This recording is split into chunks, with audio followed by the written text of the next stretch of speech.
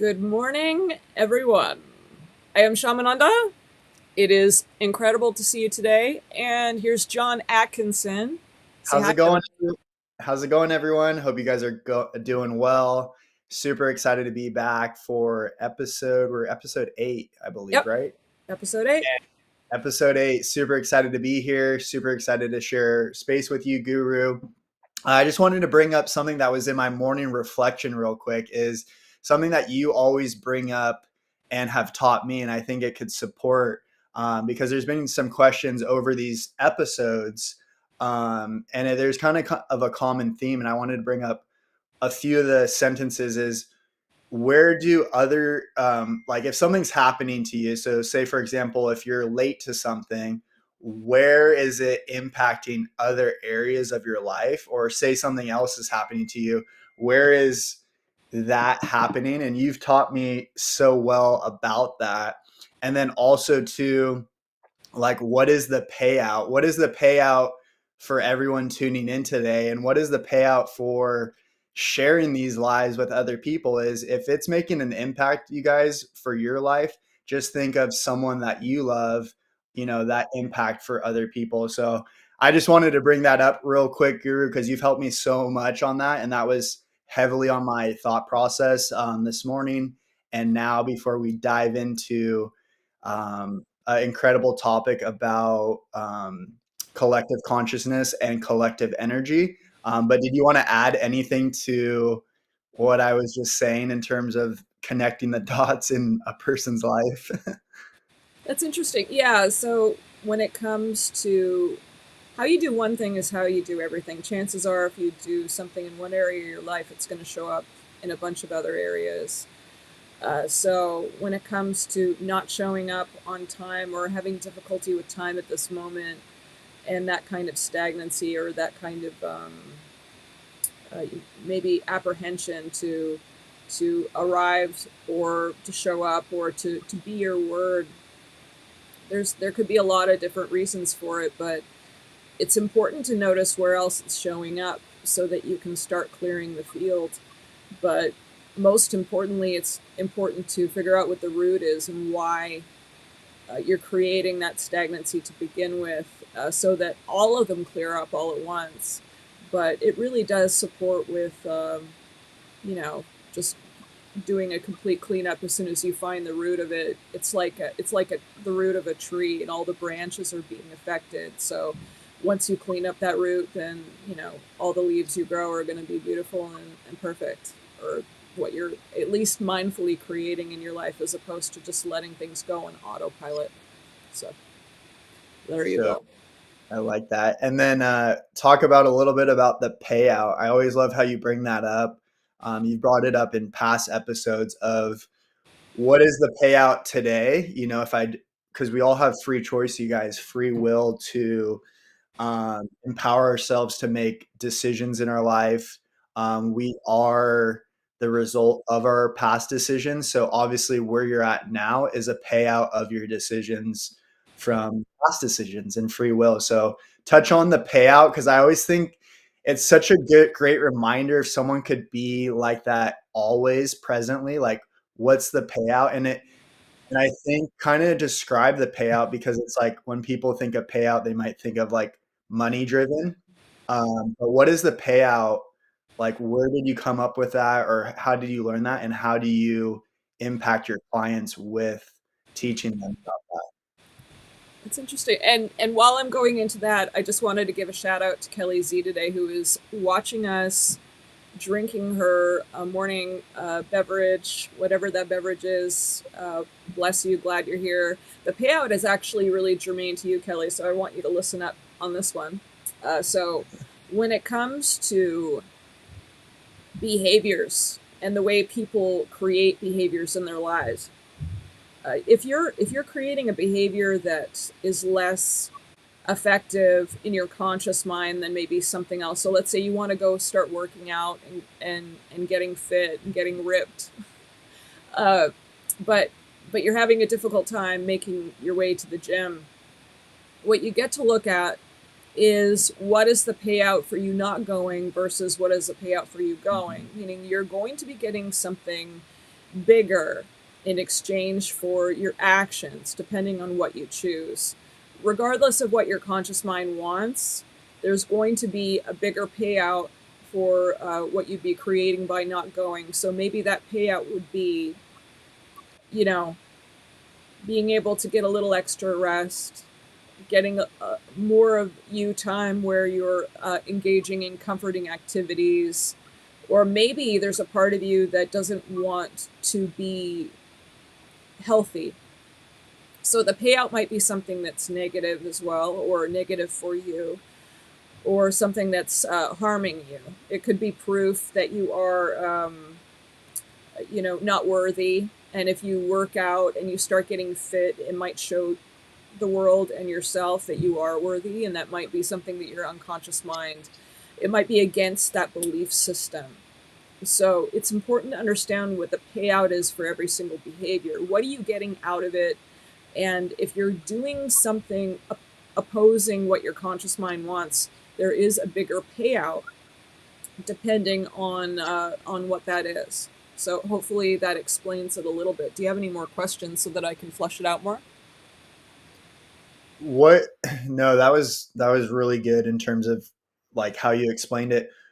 I think so many times, even in my life, or one could relate, whoever's tuning in, is like when people are like, I'll get to that, but rather than them thinking, what, like you said, what is the payout if I don't get to that, right?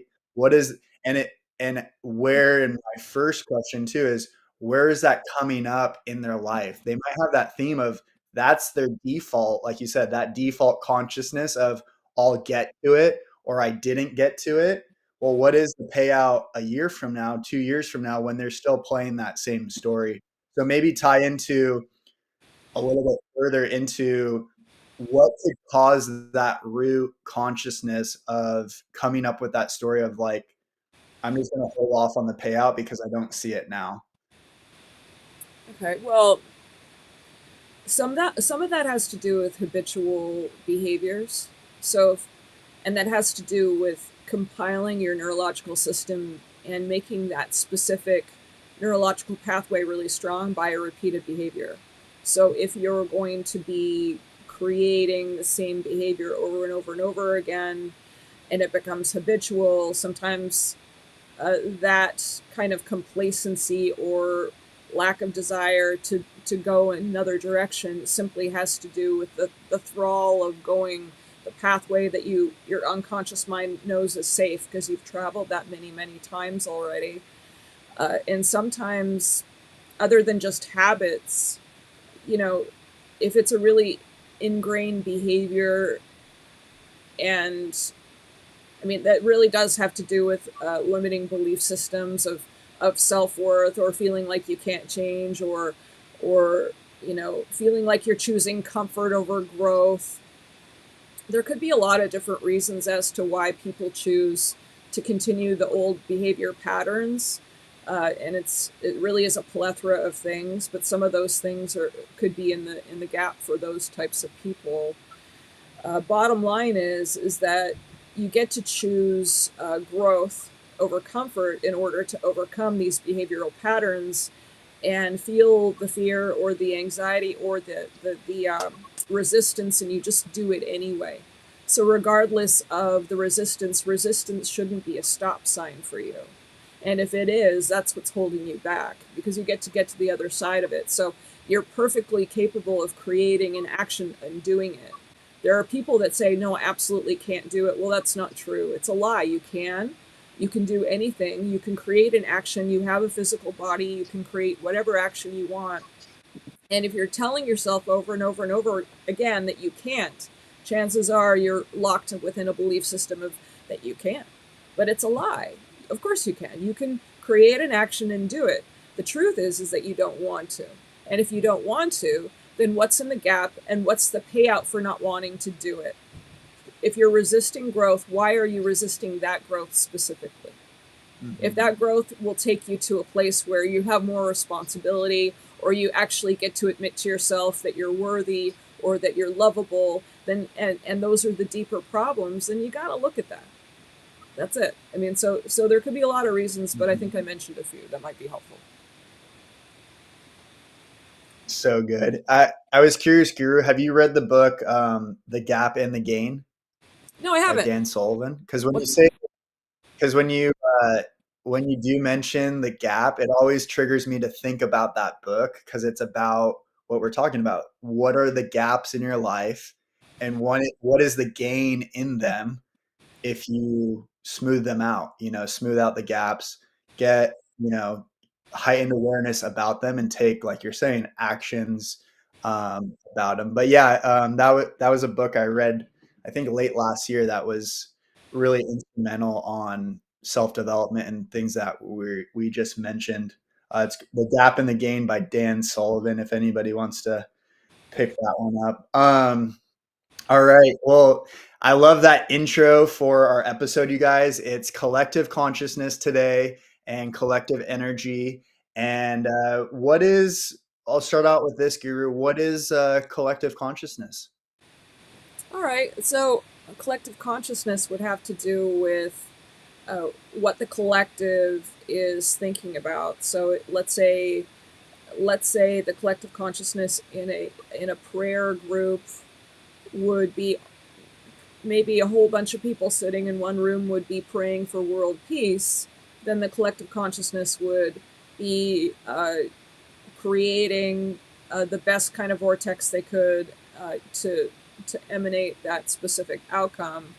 But collective consciousness on a more global scale would be what is the majority of people thinking about, and even if not, even if it's sanctioned off into percentages, like this percentage of collective consciousness thinks that dogs are cool, this percentage of collective consciousness likes deep chocolate. It's like uh, it really is kind of a percentage game. And then once you get into the bigger percentages, you can see how the world starts to bend to collective consciousness because we're all creators and we're all creating all the time. So we're all master creators and manifestors. Although a lot of people don't actually believe that that's the case because they're creating and manifesting things that they don't want.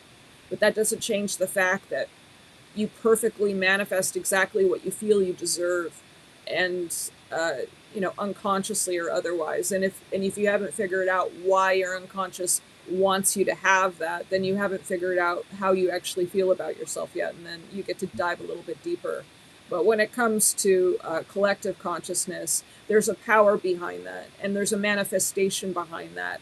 So the more that we affect collective consciousness into a current of power to affect real change in the world, the better. So if we're impacting, the majority of people to support them in understanding and believing that they have a choice in this world as far as how they manifest things or how they can love themselves and how they can make a huge impact on their lives. It's kind of like I think it was the I can't it was the I can't remember exactly what it's called. It's the monkey syndrome, or it's scientists had discovered that monkeys on this specific island started doing a behavior. So one of the female monkeys wandered over to the ocean and she had a bowl, and she decided to wash the bowl for the first time, and all the monkeys watched her. And then eventually every single monkey would wash their little coconut bowls in the water, and they would feed themselves that way. And they thought that's interesting. But 100 miles away on another island, all of a sudden, all the monkeys all at once started washing their bowls.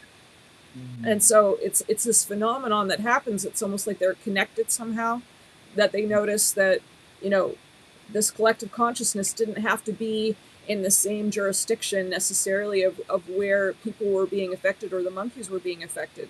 And the same thing happens with human beings. The way that we're connected, because we're all one, eventually, if the greater or a great number of people start doing something, then we begin to catch up on that, or we catch on to that in psychically, because we are psychic beings. We're spirits, so we'll have that information in our consciousness somehow, and we'll start to act on it. So If we impact the collective consciousness in a high way, then we're able to begin to truly make some serious changes, which is why a lot of people nowadays use social media, and they try to reach as many people as possible. And I'm hoping that I know there are people out there that are trying to do it with some beautiful things that are very positive and very uplifting and loving, but not everyone does that. Some people do it with dark as well. Mm-hmm. And with that being said, in terms of the example about the monkeys, what would you say the first exposure for someone coming into the world is to a collective consciousness? Would you say that first it's their parents with that bond, and then if they have multiple siblings like myself, you think it's the family unit of a collective consciousness, and then that radiates outward? Collective consciousness does not need to. You don't actually need to interact with anyone to experience it. It's more of a psychic connection from person to person, just like the monkeys. So the monkeys themselves, they might have observed the one monkey washing the bowl, but the monkeys 100 miles away did not. They completely picked up on that psychically. So while it's true you might learn a behavior from your parent, if it has to do with collective consciousness, it has nothing to do with observing anything. Got it. Got it. Thanks for clarifying that. And then, what is for people viewing in the word consciousness? What does that mean? Well, that's interesting. What do you think it means, John?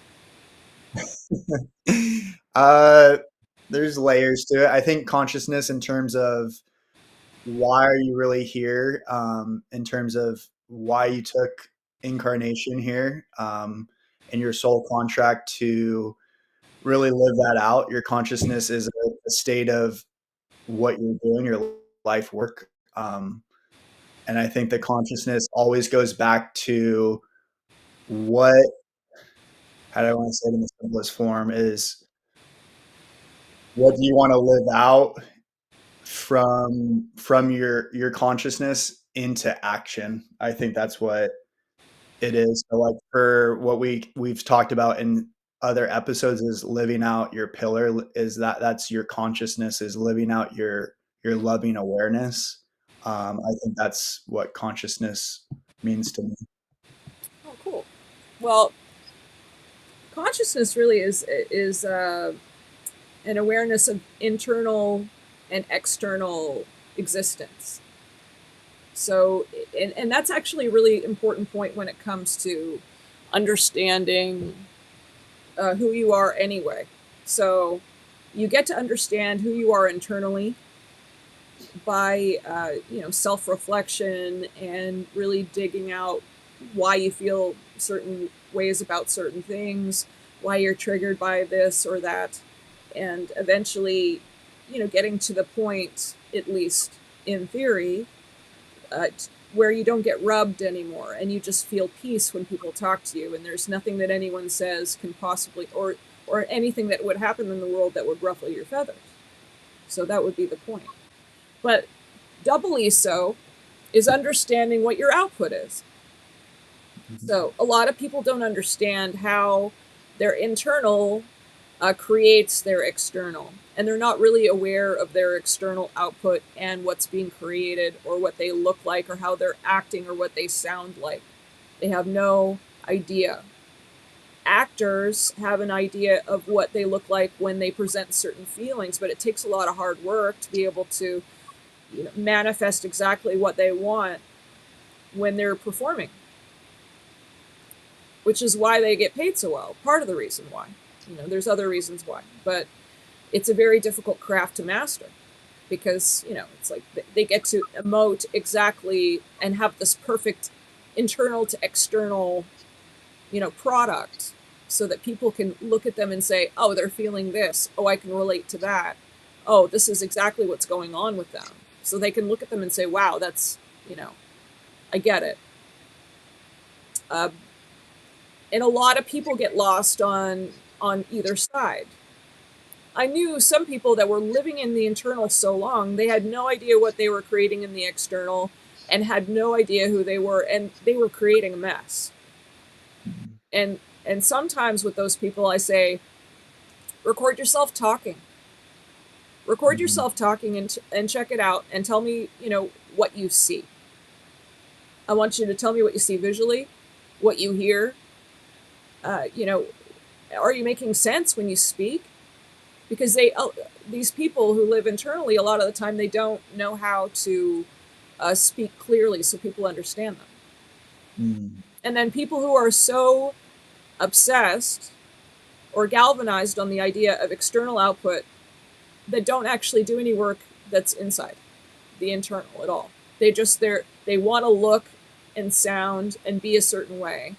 And sometimes these people are, demonstrating the perfect life on Instagram. These are the photos, this is the storyline, this is the falseness of my life. But I want you to believe it so that I will feel worthy to be loved because I don't know how to love myself. Mhm. So they're ignoring the internal. But consciousness involves both the internal and the external. So you get to find a way to balance both of those out. And there's a lot of different formulas to do that, but it just depends on where you're at. But you get to understand both. Does that make sense? So, so good. Yeah. In terms of like your clients or what you see, what is more common? People that are in the flux of the internal or more focused on the external? I think there's deficits of both. So internally, it just depends on the person, but there's a lack of understanding why they're creating specific actions and they're not getting uh, the right external output, or fundamentally they're not getting the results that they want externally, right? Mhm. So it's very difficult for them to understand, well, I'm creating this internal, this internal creation and my output is not reflecting what I want. But what they don't understand is what they're actually creating based upon unconsciously what's happening. So, Mhm. if that makes any sense. So, unconsciously, they might actually not love themselves, or they might not believe that they can succeed, or they might be feeling pain from their past, or, their childhood, or they just believe that they can't do it. And they get to keep creating what they believe themselves to be. That's anyone. Everyone is always going to create exactly who they believe themselves to be unconsciously. Consciously, you can sit there and say, no, I believe it, I deserve it, I get to have love. But if unconsciously, if you're not on the same page, you're not going to be creating external anything that makes sense for you consciously. Mhm. You're going to be like, this is garbage. Why am I, this isn't, this, but it's always a perfect manifestation of what you're creating internally, your external. So both get to work in tangent with each other. And if you haven't mastered the internal, your external is going to be garbage. Mhm. Your job, your friends, your life. So if you hate yourself, if you want to die, if you're trying to rip yourself apart, then your external life is going to reflect that, because it all starts at the causal level of thoughts. That's where creation begins, is right at your thoughts.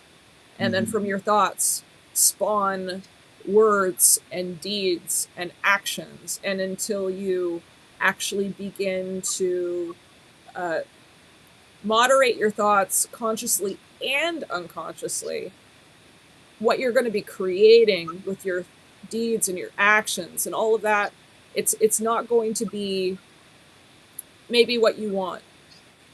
So you get to do the internal work. You get to learn how to love yourself. You get to learn what all of your inauthentic qualities are. You get to learn what all your limiting beliefs are. And you get to look at all the patterns of your life that aren't working. And once you start doing that, then you can actually get to a point where, well, do I want to keep this? And if I do, then, what's my external is it's gonna suffer. Mhm. So Yeah, that's you brought up some really key points, and I wanted to ask you this. Do you believe that we are coming from the external point of a collective consciousness to more of an internal, where people are becoming more aware of what they can do for themselves that will impact other people around them. Because what I see sometimes is, one, asking people good questions like, "Hey, what do you do for yourself?" And sometimes they don't even know. So, like, their self-care, their practices, relating to the 4 bodies, what are they doing, like you said, what are people doing on the internal practices? And sometimes people aren't even aware that they're not even in either one, even though they are, but they're just, like, living each day of just, like you said earlier, the autopilot lifestyle. So do you think that's different around the world globally, um, with people in general, or do you think each country has a different external and internal capacity dependent on the society? Well, what are your thoughts on that? Because I know you have a few viewpoints. I'd like to hear them before I say anything. Uh, yeah, I find it super fascinating on this topic, uh, because I believe there is differences by country, even in this country, by state of mindset in regards to your internal and external, consciousness of how you were brought up, what are your values, what is your sole contract of being here with your family unit? What have you chosen? What have you chosen, right? We all have the choice. And like you said it beautifully, Guru, is everyone's always creating. So when people blame themselves, it's more of not blaming themselves, but hey, be aware you created this. You, before coming into this bodysuit, you made a pact of soul contracts with a certain amount of people to have your life curriculum of your consciousness and to elevate that through your experiences. So I'm at a point in my life where it's like everything's always in flux, everything is always changing. There are benchmarks in my life of this happened to me, I chose that. But as you taught me and through your work and through um, the help is how can I pivot to make a higher choice with my higher self that's gonna elevate my consciousness through, daily practice, self-development, and leaning into, and I think I wanted to bring this up for everyone, is like, we all have things going on in our life, is when are we aware of the consciousness of, "Hey, I need to lean into this internal thing, or I have to lean into this external moment," uh, whether it's on the outside or inside, because if we just throw it under the rug, that becomes a challenge, and we create something from that rather than hitting it head on, and as we've talked about before, people ignore their consciousness because I come across people where I'm like, "Oh, like, they've chosen that," or even myself, "Hey, I've chosen this life. I've chosen to be in this now moment because of past choices or current choices." Uh, but how do I adapt, and how do I have that mindset of now it's clicking of, I'm a creator, I have creative consciousness, and I whatever I do impacts the collective, and that's kinda what I wanted to get at in this episode is we do all our actions do impact the collective, you guys, and if you really zoom out and think about that, you start living differently. Every day I miss the gym, I miss out on inspiring someone else to go to the gym, or every time I, don't come from unconditional love, I let down someone to have that impact to go, "Hey, wow, that made me feel good. I get to go repurpose that energy into someone else or into, um, my daily life too through that experience." So I was kind of hopping all around there, but that's kind of like my view uh, of it. But I wanted to ask you, like, where do you think it's different, internal and external around the world, around different states? Like, what have you? Obviously, you're from Canada, so it's like how is that different even in that sense compared to like US, right? The external, internal um, consciousness.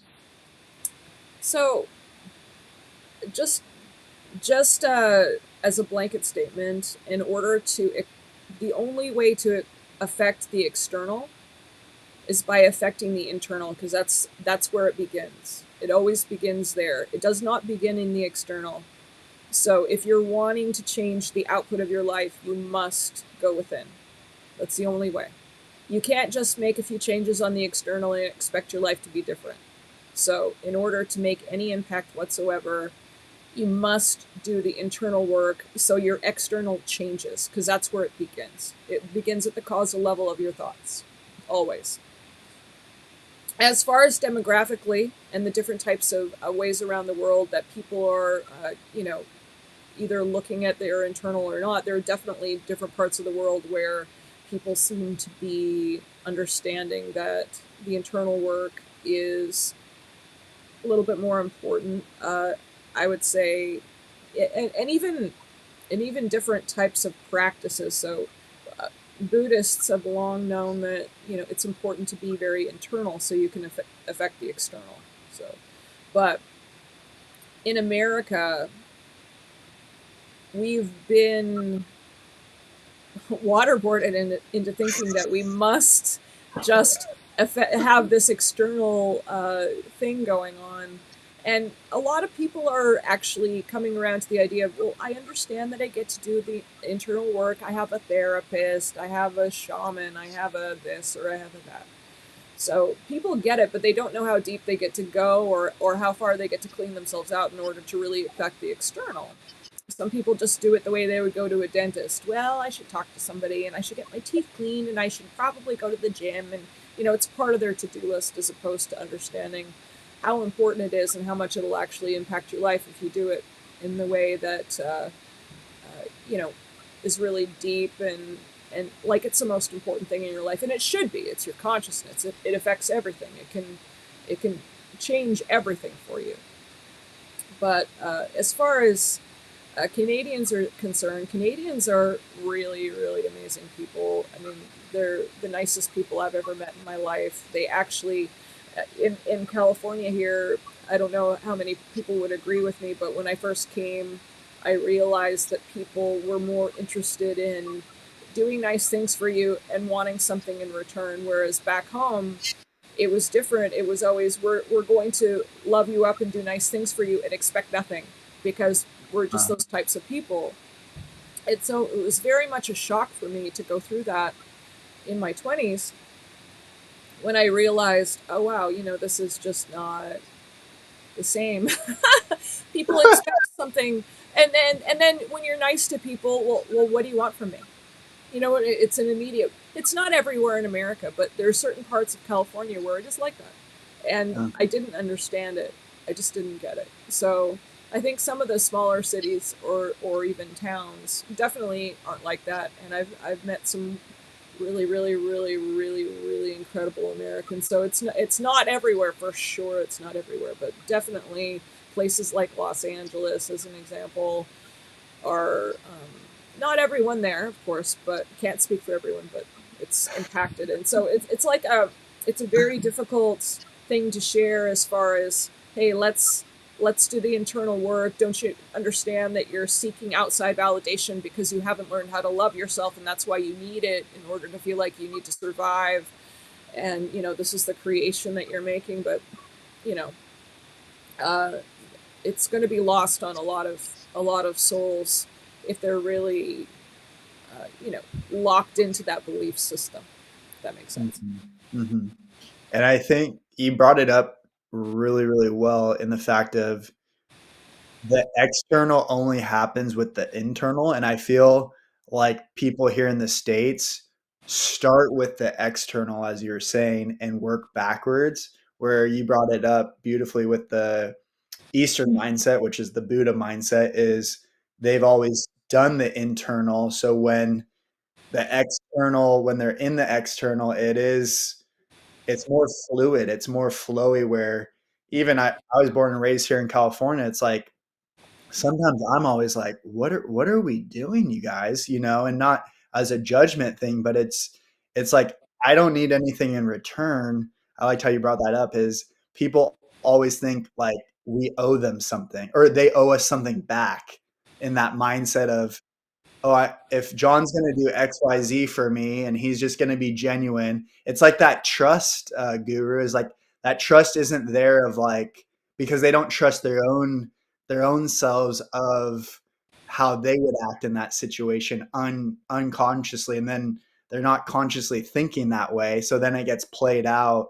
It's super fascinating. And I loved how you brought up, um, Canada with the hospitality, because there's just, when that happens, you just feel it. And we get that from people traveling and saying, "Hey, how was your trip?" Oh, the first thing most people say is like, "I just love the people. I loved how they treated me. I loved how they welcomed me. I loved the hospitality."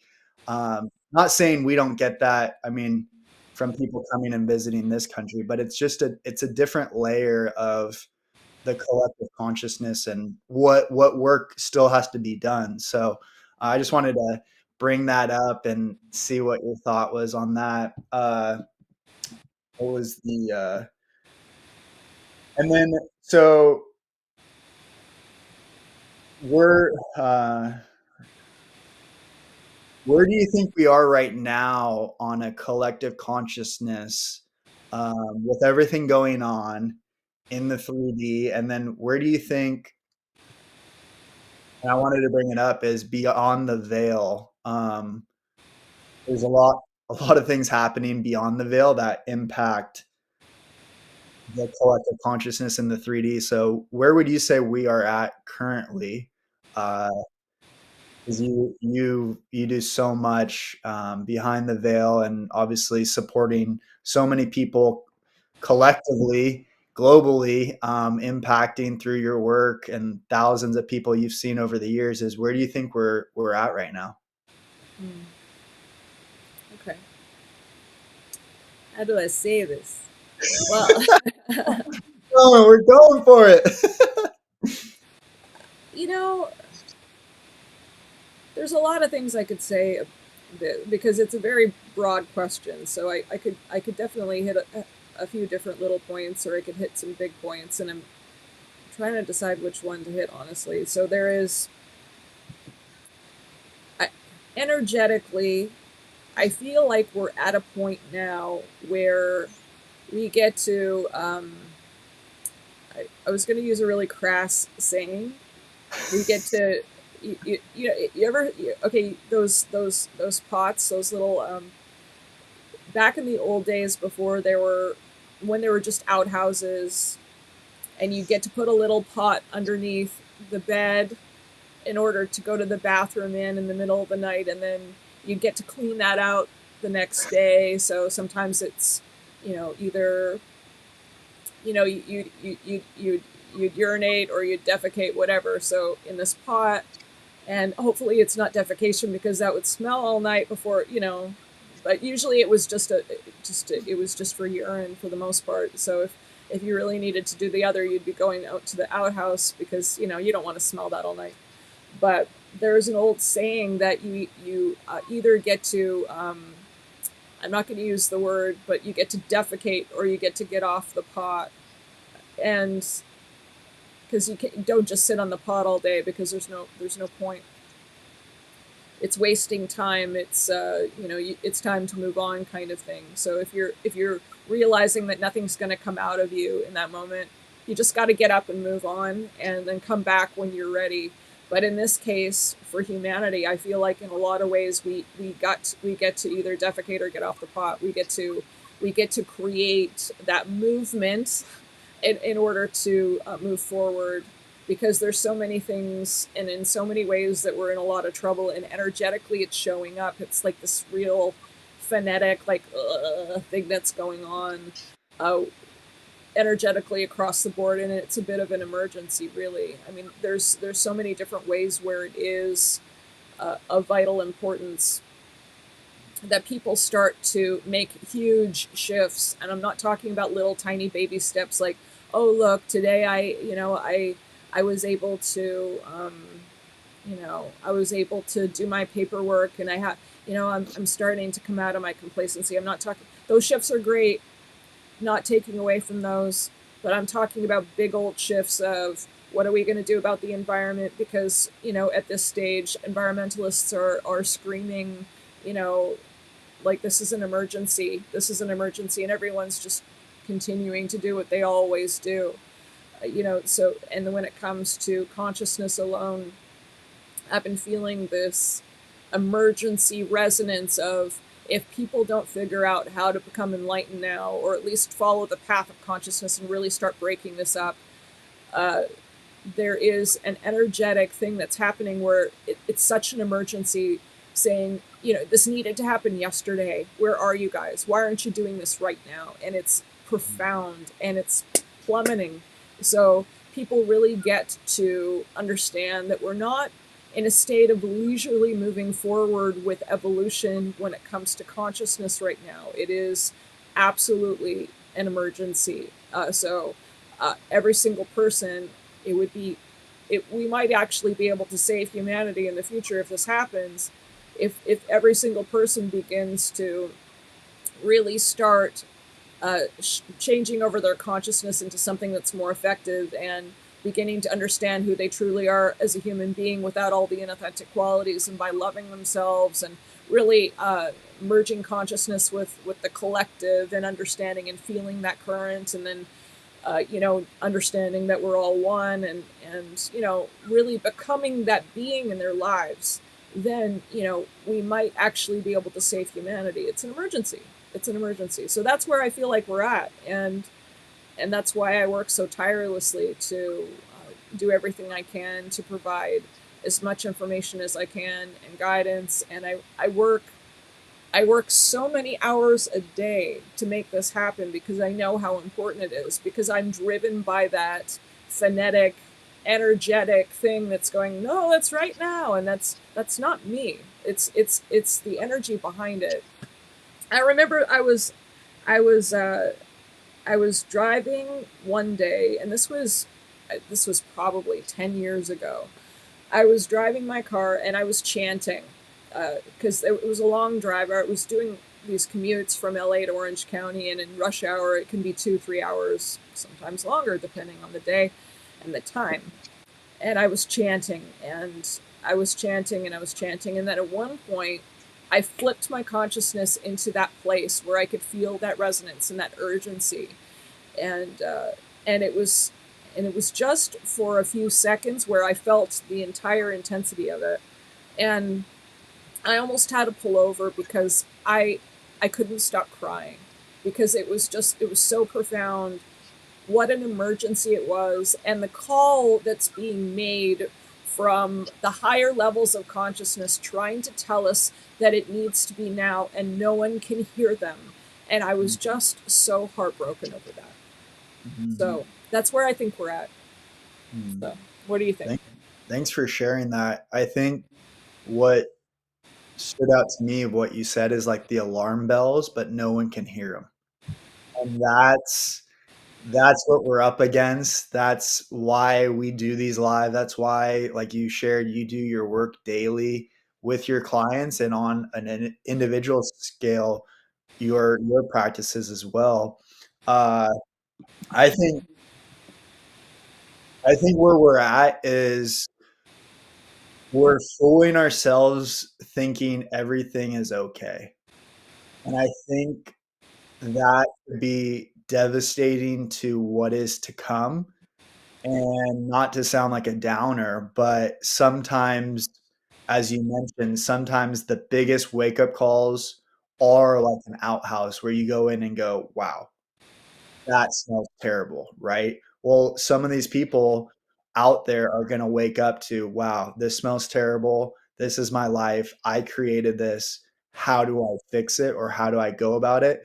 My only hope is I hope it's not too late for a lot of them, because the collective consciousness keeps moving forward whether people think about it or not. Uh, and it's I think we're at a point, Guru, and I love what you were saying is everyone is not being called out, because I think people misconstrue like this in their mindset of out in my life, or people are keeping me in integrity, or people, speaking up or being their truth, speaking their truth. No, it's calling people to rise up to the gifts that they were given to why they're here.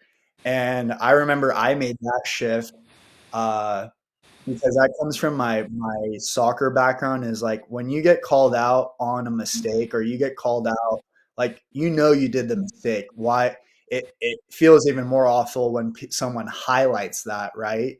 But I think we're at a point in life where a lot of people don't know what they're doing, right? And speaking, you've shared this with me, is some people just need that spoken truth in a loving awareness way, and that could be in a different way too. Um, I know we've talked about behind in sessions too, is some people need to be that tonality wake up, whether it's like a yelling, or that those hard conversations, because we need to band together to make all of this work, all of this consciousness work. And but I always love that we're not being, I want it to stick, is like we're not being called out, or yeah, we're not being called out, we're being called to rise. Mhm. Um, I think that's what I got out. What you're saying is the alarm bells are going. 10 years ago, you were even called to rise up, and that those emotions came over you because it was like, wow, let's do this, and knowing what we're up against too. And so I'm always grateful for you, and just everything you do, and just what you've taught me. So now I'm equipped to help other people, and raise other people's awareness, and do incredible lives like this, where it's like, hey, we're making a huge impact, and keep going with that. I wanted to end on. Oh, before you do that, I did want to say something about what you were talking about with feedback. Now, I know that when it comes to feedback, people are terrified of feedback, and I'd like to talk about why. I know that people feel fear when it comes to feedback because of how it bounces against the things that are painful inside of them. All right, so if Good, they yeah. already believe that that they have low self worth, or they're not worthy, and somebody makes any kind of comment that could even sound like that, it's going to rub up against that wound. So, if you're one of those people that really has a hard time with feedback, then it's your responsibility to start uh, doing the inner work and understanding why those things hurt you. So they won't hurt you anymore. So, because getting that type of feedback is actually a gift, to be able Mm, to start wearing down the painful parts of you so that you don't feel pain anymore. It's a gift. Now, don't get me wrong. Certain feedback coming from certain people, they're just going to be mean. All right, they're being mean because they feel hate inside of them, and they just want somebody else to feel and suffer the way that they do. So, but if you're getting feedback from somebody who's doing it in a loving way, and they're trying to support you, and it's honest, and it's and if it's actually going to support you, it's a bit of a different story. Even from the people that are hate filled, if it's hurting you, then it's actually, in a way, it's doing you a favor, because you can go in there and you can see what it is that's rubbing you, and you can decide that it's not going to hurt you anymore based upon healing that part of yourself. So it's not about ignoring feedback anymore. It's about facing the feedback so that you can actually do something about the pain that you have going on inside of you, doing push ups, whether you're looking at it or not. Ignoring the pain completely is not going to make it go away. It's always going to be there anyway. So you might as well go through the process of listening to what other people have to say and putting yourself in the position where you're going to get feedback so that you can begin to refine it, so you can be free of the pain forever by doing the work. And I promise you it goes, but you must have the courage to look at it. so powerful. That goes back to last episode with leadership, Guru. That's Yeah. that goes with leading ourselves, and then what other people you're. I loved how you said, who are you getting the feedback from? And I always think too, I don't know if I've ever mentioned this to you, is like feedback to me, whether whoever it's coming from, obviously, I liked how you highlighted, depends who it comes from. But those are kind of those God whispers or your guides talking through other people. I think we talked about that maybe in 2 episodes ago, where symbols and things are always I guess the messages are always out there, right? Through other people. Yeah, absolutely, absolutely. It is the mirror. It is the mirror for sure. Uh-huh, uh-huh. Cool. Um, okay, actually, I have two more, and then I know you're good on time, Guru. I have two more, and then we could. Yeah, Uh, we got to be quick, but we can do it. okay. How does the energy behind the veil impact the energy in the 3D? Well, it's the behind the veil. If you know the symbol, the yin and the yang, so you have it's kind of like a white fish with a black eye, and then a black fish with a white eye. It's two halves of a whole. So the other half, the veil, the veil is just one of those sides, and the reality we live in is the other. So they both work in tangent with each other. They both affect each other profoundly. You can't have one without the other, and it's a constant reflection of each other. So anything that we're creating here, we're creating over there because it's the yin and the yang. So Mm. it's and maybe in a future episode we can dive into that a little bit deeper. But that Yeah. is one of the truths about behind the veil and how it operates. And it is a very very deep subject and impossible to completely encompass in a short answer. But that's part of the answer at the very least. And people are probably like, "What's the veil? What's beyond the veil?" So yeah, I think that would Exactly. a good future discussion. So we'll end on this. I love always asking you call to action questions on how people tuning in or whoever they're going to share this with is how can someone raise their consciousness and energy today to impact the global consciousness or the collective consciousness. Sorry. Okay, so there's a few different things that people, in the very basic sense, obviously I'm going to say meditation because that is the connection to your higher self.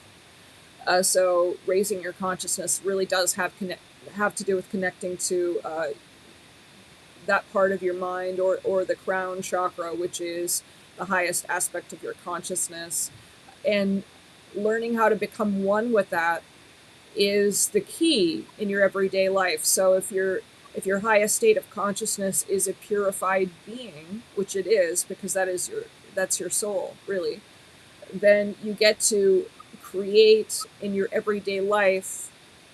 You get to mimic that purity, which means you purify, and so you Mhm. purify your life. You go through the physical purifications, such as taking the chemicals out of your life and exercising and making sure you're drinking the right type of water, because you're at least 70% water, depending on the person.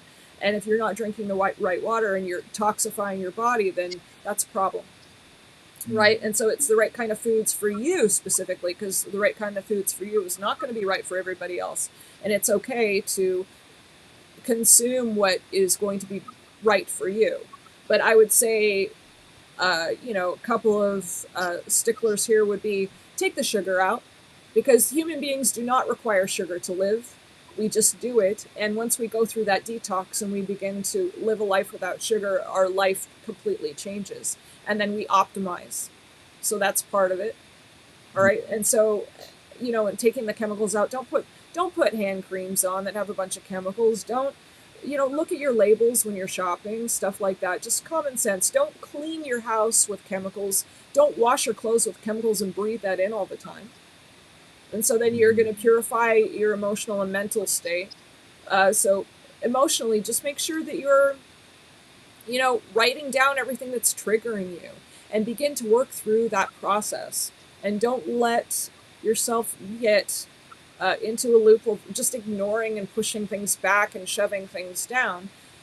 Make a conscious effort of making lists, in the mental state, writing down the patterns that you're creating that are not serving you, and begin to reconstruct those patterns. And we can talk about that because it's a bit of a process. We can talk about that in another episode for sure.